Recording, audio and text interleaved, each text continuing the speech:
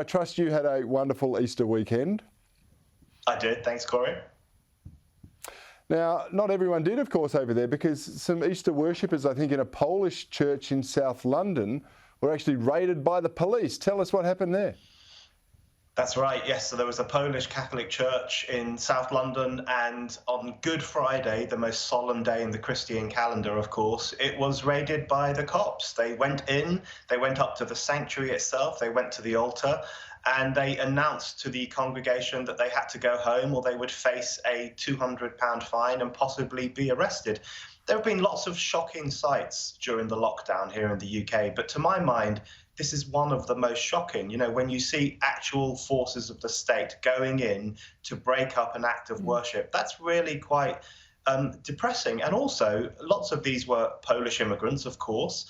They will remember life under Soviet rule when it was difficult sometimes to be a Catholic in Poland. The Soviets hated the Catholic Church. And for them to now go through a similar experience in the UK, I think that's a betrayal of what Britain is meant to stand for.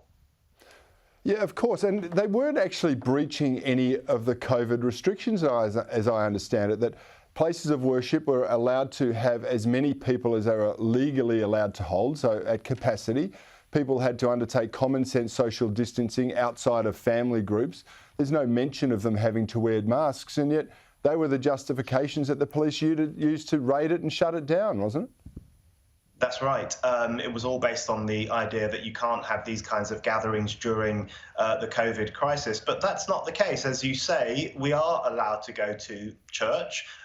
We are allowed to go to socially distance at church. And apparently, this particular church was COVID secure. That's what I've heard people saying.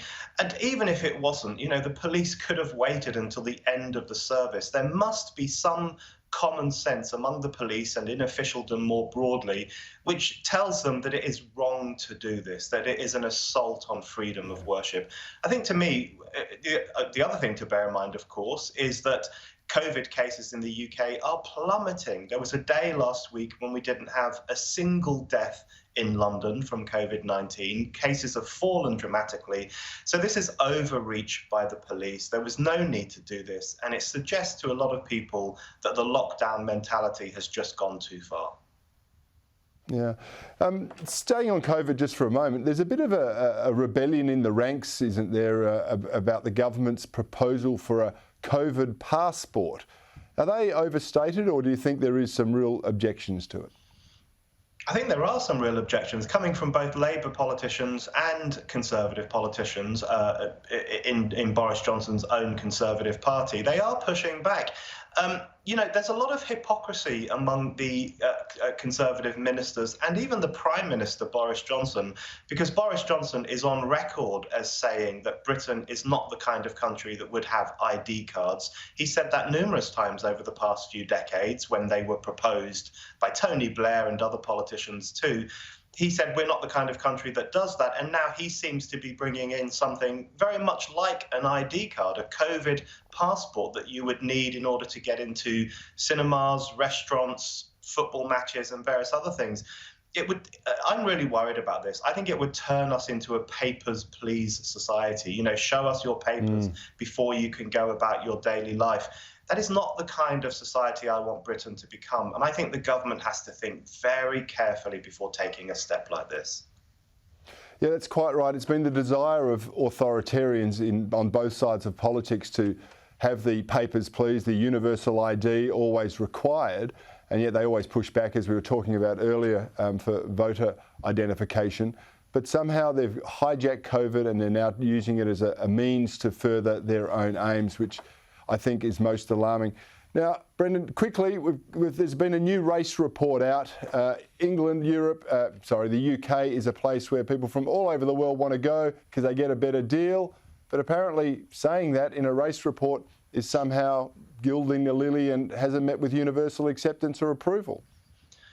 Yeah, so the government has commissioned this investigation of race disparities in the UK, and it has found that things are going really well for ethnic minority groups in Britain. Britain is not the racist hellhole that the left constantly tells us that it is. And leftists and the race relations industry and the BBC and others, they've gone completely mad about this report because, they depend on the myth of widespread racism. That's how many of these people get their funding. That's where they get their moral authority, from the idea that this is a horrible racist country and it's up to people like them to enlighten us all. So they see this government report as a challenge to their politics of identity and as a challenge to their position in society. I think it's about time someone did challenge these divisive groups and put the case for the fact that Britain is a good country in which to come from an ethnic minority group.